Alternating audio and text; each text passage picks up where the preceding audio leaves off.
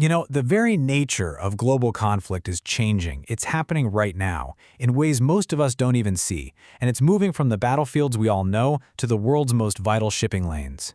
So what if the biggest battlefield today wasn't some piece of land, but an economic choke point? And what if the main weapons weren't missiles, but shipping containers? That's really the core question we're diving into here. We are seeing a huge shift in how economic pressure gets used. And this isn't just about making things a little difficult for a country over time. No, we're talking about a move from sanctions to, well, outright strangulation. For decades, this was the go-to playbook for economic warfare, financial sanctions. The goal? A slow, grinding isolation. I mean, just look at Iran. It's been under this kind of pressure for years. The whole strategy was to cut off its access to dollars, freeze its reserves, and restrict trade, all in the hopes of weakening its economy over the long haul. But now, we're seeing a really clear escalation. Think of it like a ladder of aggression. You start at the bottom with financial sanctions. That's the traditional tool. Then you climb up to trade embargoes, which are a lot more direct. But that top rung, the most extreme step, is a physical blockade. And that's exactly where we are now. And this contrast is absolutely key. The old way, financial isolation, that was a war of attrition. You were trying to weaken an economy over months, maybe even years.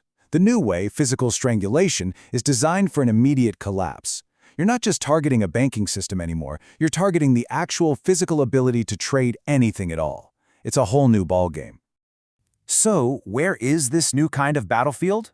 Well, let's zoom in on what you could call the world's economic jugular, the Strait of Hormuz. This tiny strip of water has become the absolute front line in this new kind of conflict. 20%. Just let that sink in for a second. 1/5 of the entire planet's daily oil supply is squeezed through this one single, narrow choke point. It is a massive vulnerability. If this strait closes, the global economy doesn't just feel a little pinch. It seizes up, almost instantly. And here's the thing, it's not just about oil, and that's what makes this so critical. Hormuz is a pipeline for enormous quantities of liquefied natural gas, the stuff that heats our homes. It's also a corridor for fertilizers that are absolutely vital for global food production. So shutting this down doesn't just mess with the price at the pump, it messes with the food on your table. And this is the reality today. This is not some hypothetical war game we're talking about. The US and Iran are both enforcing rival blockades, which has basically created a shutdown in everything but name. This is active physical, economic warfare, and it's happening as we speak. And the cost? It's just staggering. We're talking about nearly $500 million in economic activity just wiped out. Not per month, not per week, but per day. This number really shows you the immense, immediate damage that happens when you switch from financial sanctions to a physical blockade. Okay, so you might be thinking, why does a conflict in some narrow strait thousands of miles away really matter to me? Well, because the shockwaves, they don't stay there. They radiate out across the entire global economy. Let's trace that impact, shall we? So the first and most obvious shock is to the price of oil. Before the blockade, you had a barrel of oil trading for around $80. Almost overnight, it surges past $120. Now, this isn't just a minor fluctuation. It's a massive price shock that immediately hits consumers and businesses everywhere. And from there, it is a total domino effect. That initial spike in energy prices just ripples through everything.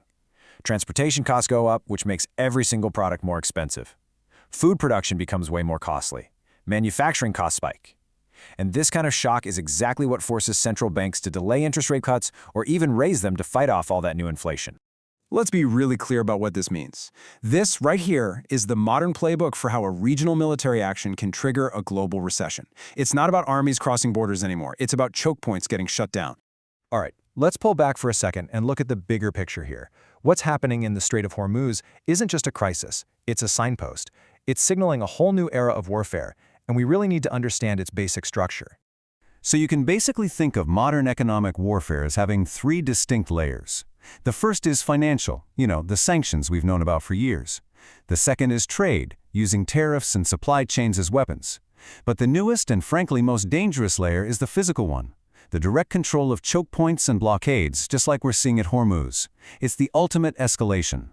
And make no mistake about it, this is not a one-off event. The Strait of Hormuz is a blueprint. we can already see what the next potential battlefields are going to be. The Taiwan Strait for semiconductors, the South China Sea for global shipping, the Red Sea. This strategy of controlling economic arteries is definitely here to stay. This whole situation forces us to ask a completely new question about what global power even means. For centuries, the answer was pretty simple: who has the strongest army? But that might be the wrong question now. The real question for the 21st century is, who controls the arteries of the global economy? And all of this leads to a final, pretty chilling conclusion that just perfectly sums up this new era. You don't need to invade a country to defeat it anymore, you just need to cut it off. And that is the new reality of warfare.